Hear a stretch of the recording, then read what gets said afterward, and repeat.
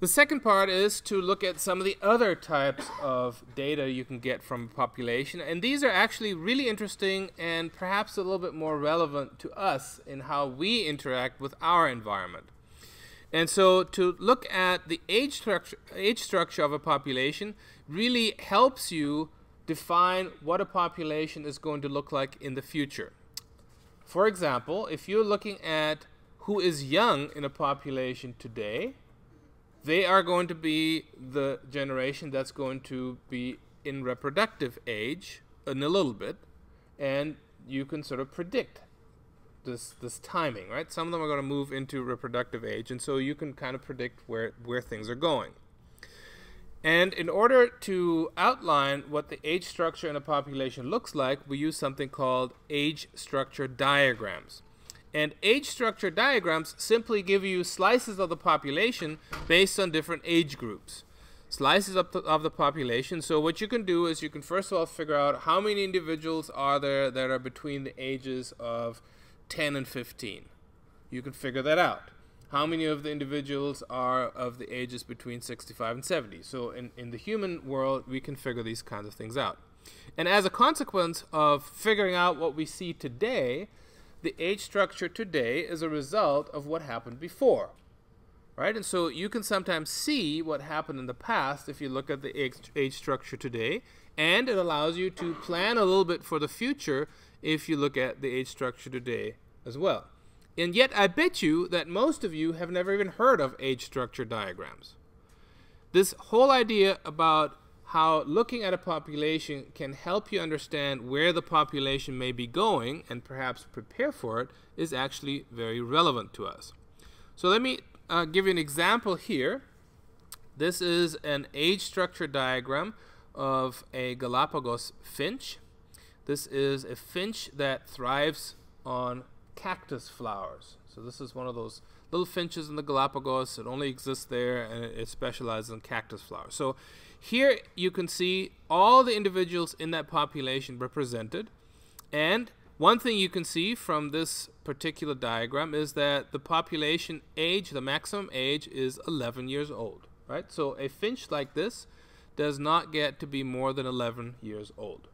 That's the first thing you can say. And the reason why you can say this is because if it did go more than 11 years, you would have another bar at 12 years or 13 years, right? So this is one thing you can say. The next thing you can say, there are only at this point about 7% of the population, maybe right here, that are a year old. Those are the individuals that were just recruited to that population. That means they were hatched the previous year, right? And so you can see that in this particular population, there are relatively few young birds. In fact, 2 and 3 years ago, there was no recruitment whatsoever. None of those are still alive. There are no birds that are 2 and 3 years old. And so you can tell that something must have happened 2 and 3 years ago that prevented this population from growing. There was some kind of problem. On the other hand, if you look at 4 and 5 years ago, you have quite a few of these in the population. So this is kind of like a bumper crop. There was a lot of recruitment in that population, and those individuals survived.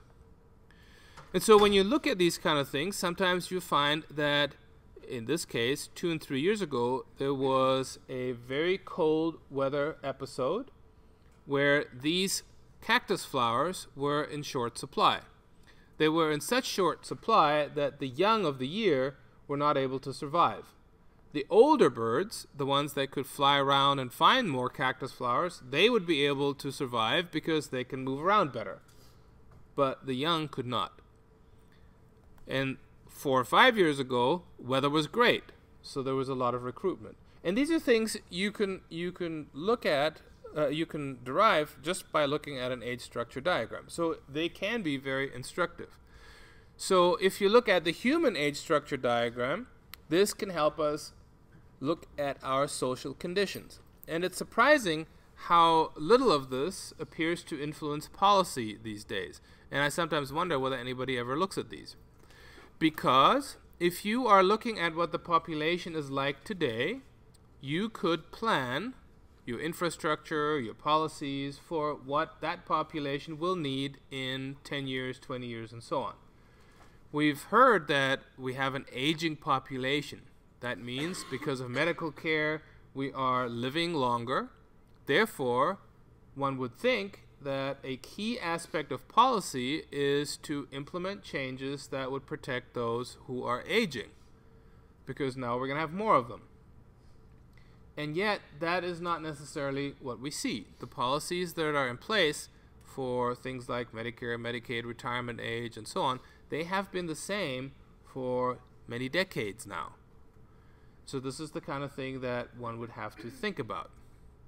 Now, the age structure diagram actually will allow you to identify certain segments of the population. For example, how many are really young, how many are of reproductive age, which ones, based on the age, could be part of the workforce, which ones would you expect to be retiring, and so on and so forth. So you can really come up with some very good ideas about where the population has come from and where it is going. And so let me give you an example of what some of these age structure diagrams look like. So here are 3 different age structure diagrams, and they are illustrative of 3 different types of populations. And there are a variety of things that you can read out of these.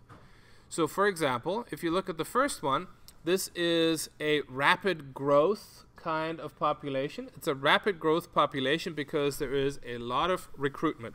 There are a lot of individuals down here.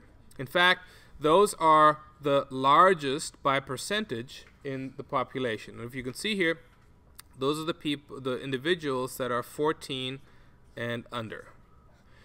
So in rural populations in particular in developing countries, this is what you tend to find. And as people age, they are more exposed to diseases. They are therefore more likely to die because of diseases. And when it comes to the tip of this pyramid, there are very few individuals, either male or female, who reach what we might consider ripe old age. So this is the kind of age structure you would see in any developing country, especially those that are very rural and farming communities. The next one is basically what the United States looks like. And this is about 10 years old. So these diagrams come out with a census, basically. So when you look at the United States here, what you would see is, first of all, there are a lot fewer individuals down here. Recruitment to the population is less. There's less population growth here than you would expect in something like a developing nation. There's also a bulge here. Now, do you know what that bulge could represent? What? Who said that? That's right. So these would be, in our country, these would be the baby boomers.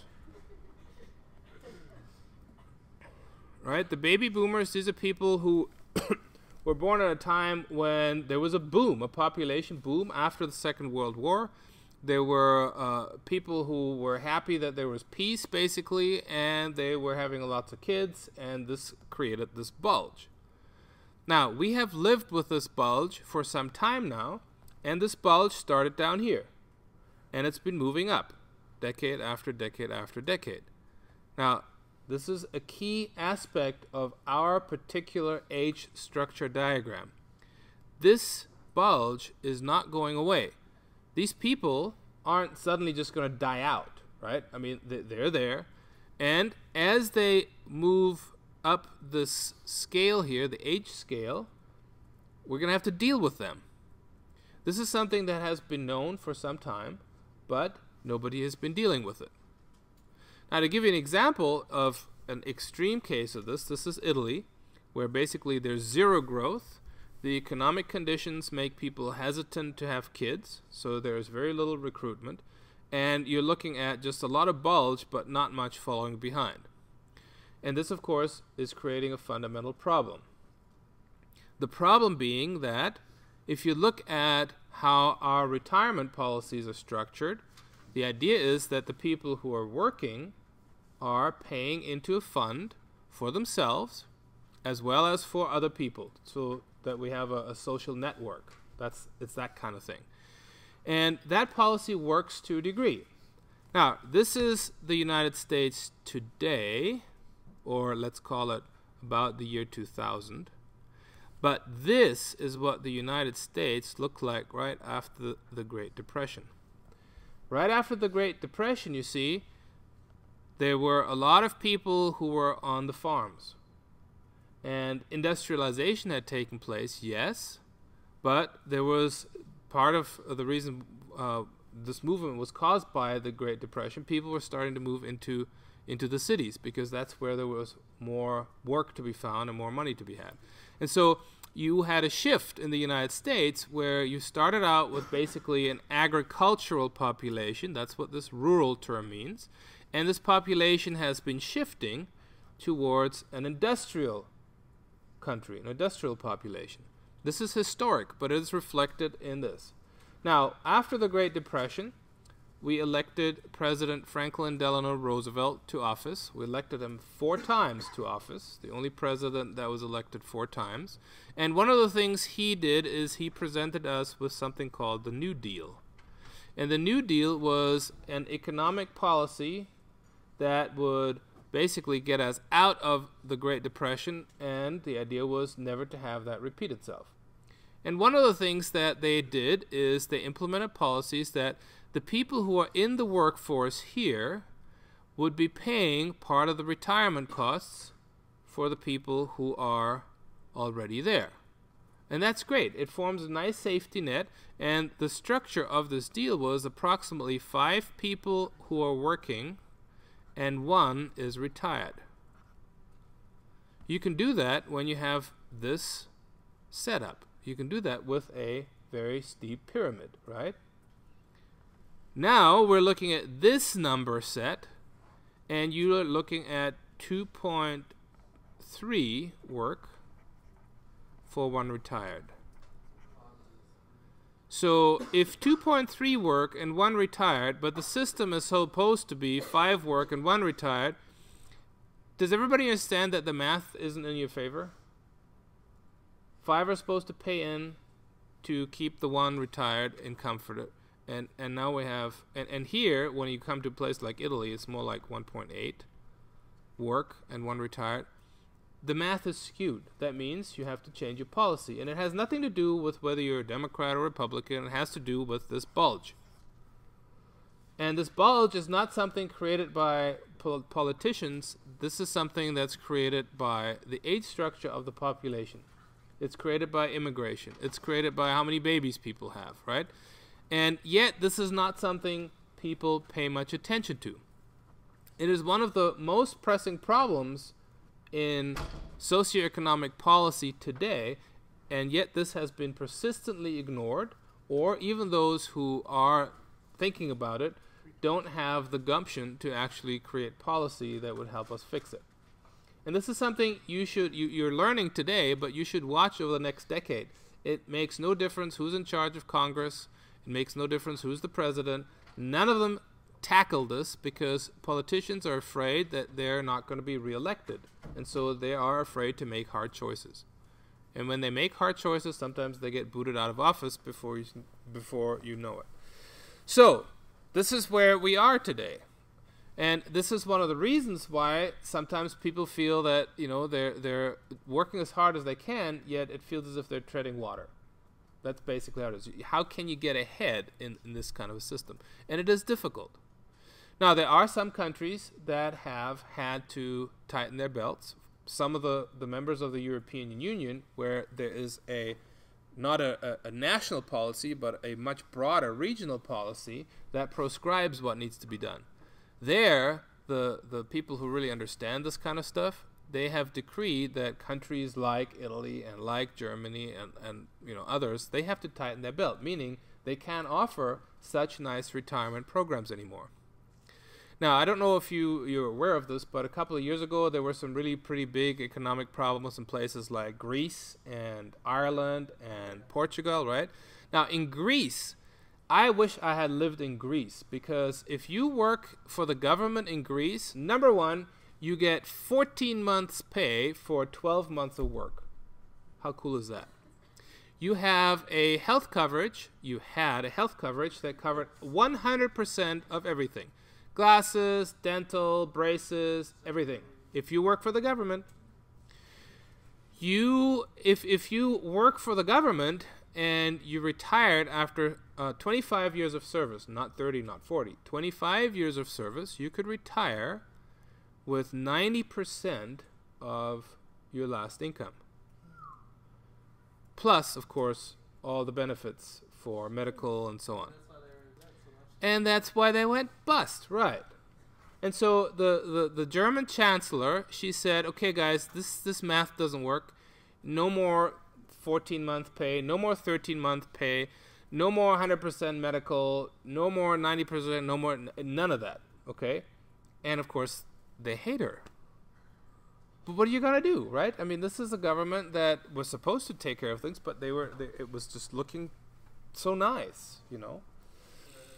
There was a state in Germany, the state that I was born in and grew up in, and they made a calculation that in the year 2000, if they kept going with their retirement policies for public servants, they calculated that based on expected increases in revenue and all that kind of stuff, they would need to take their entire budget, 100% of the state's budget, would have to go towards paying for the retirees by 2017.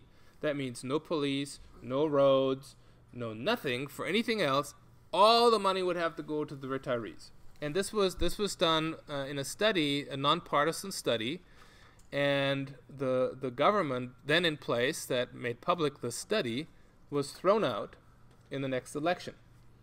And the new government said, come on, guys, they were right. We got to do this. We got to tighten our belts. So they got thrown out. They re-elected the government that was there to begin with. And they said, sorry, you can elect whoever you want. We're going to do this. And so the people of that state have elected new governments, and every single one of those governments has simply said, no, we need to do this. We need to do this. It doesn't matter what you people say. Elect us or don't elect us. We don't care. We just need to fix this. And they fixed it. Now, it's not very comfortable because, you know, all the new people who now retire, they don't get 90% of their benefits and all the money and all that kind of stuff. But at least now it's become sustainable. And this is the kind of political willpower that in this country we have not had yet. People who are in politics and in power don't like to lose. Watch politics for a little bit and see if that rings true, especially as we ramp up to, now it's just 2014, but as we ramp up to the 2016 election, see how that plays out, because I think you'd find that on both sides of the aisle you have some very interesting things going on. Now this is the more recent age structure diagram, and it's just as bad if you think about it. We have over on the left that was the bulge I just showed you. We have in the middle 2008, so that's updated. And do you see how very similar the area here and the area there is? It's not a steep pyramid. That is where this number comes from, where I said it's 2.7 people or 2.3 people paying in and one person retiring. That's where that comes from. These are not different enough. This was better, but these are not different enough anymore to make that work. And if we're going into 2033, that's only, you know, less than 20 years from now, and we're going to have something like this, it's going to be 1-to-1. One person working, one person being able to retire. That does not work. So somebody's going to have to change something along the line, or we're going to just go bankrupt, and that's the end of it. Now, a corollary of this are life tables. And life tables are equally important because they tell us something about survivorship and mortality in a population. Now, obviously for us, anything that has to do with survivorship or mortality would fall into the medical care system area, right? So the Department of Health would be interested in these kind of numbers. And if you read a diagram, if you read a diagram like that, you will be able to look at some very simple numbers. So here is the first age interval that everybody finds themselves in. This is the time when we're born, of course. And if we start with 100,000 individuals, you'll find that on average in this country 10 years ago, you find that 871 of these individuals die. So that's basically infant and youth mortality, which means that 99.1% survive. Now, if you go down this line, you realize that our survivorship is pretty good. There are really no big jumps. That means if you're born in this country, really at any time in the last 50, 60 years, you are essentially guaranteed to get to at least 60 years old. I mean, there are no complete guarantees, but I mean, 93.9%, that's pretty good, right? So you get to your 60s. And then still 86%. That's the first big jump. And then here is another interesting big jump. From 86.5% survivorship to 70.8% survivorship. That's a big chunk, 15, 16%, right? And look where that is. That's to get from your 60s into your 70s. Now, to get from your 60s into your 70s, that is the time when you would expect to retire, right? That's what most people say. Retirement age, 65, that's probably not going to hold true very much. In many areas in Europe, for example, they changed the retirement age to 67. That's one of the reasons how you save money and have fewer people be able to survive, to support people who are retiring. You just raise the retirement age. But the other thing that's instructive is to look at what this means in terms of dollars and cents for individuals. If you are working, and let me just give you this general concept of work. We work perhaps for 40 hours per week, right? We have about 50 weeks in the year. And let's say we work for 40 years. Okay, that's sort of an average working life. 40 times 50 is 2,000 times 40, so that's 80,000 hours. So during your lifetime, you should expect to work about 80,000 hours. If this is, the average number that you're looking at. 80,000 hours. And they say at the end of the 80,000 hours, you would be able to retire, and this retirement would allow you to get to the end of your life with a certain measure of financial security and success. That's the plan, right? Does everybody agree with that? Basically, I mean, this is just sort of the common thing. Now, if you look at what happens to people who get to be 65 years old and retire, you would be in for a surprise. And one of the reasons is because of this. If you plan on turning 65 and retiring, and then having a great sort of, rest of your life, if you will, live happily ever after kind of thing, then one of the problems is death. Because when you're in this interval, it says right here, 16% of you, of the people who are going to be 65, will die. So what happens to people after they retire at age 65? Well, a certain number will die. And that's a bummer, but that's the reality of it. Now, you don't have to answer this, but do you know anybody who was in their late 60s and died? Just think about that. I mean, don't nod your head or anything. Just ponder that for a minute. And you would say probably yes. In fact, I have people in my family, my mom and my father-in-law, they died when they were in their 40s and 50s. Okay? Now, it wasn't accident, it was disease and illness, that kind of thing, but it happens. So some people never even make it to 65. So they die, right? That's one thing. The second thing is people who are 65, they fall into this category, GBTW. That stands for go back to work.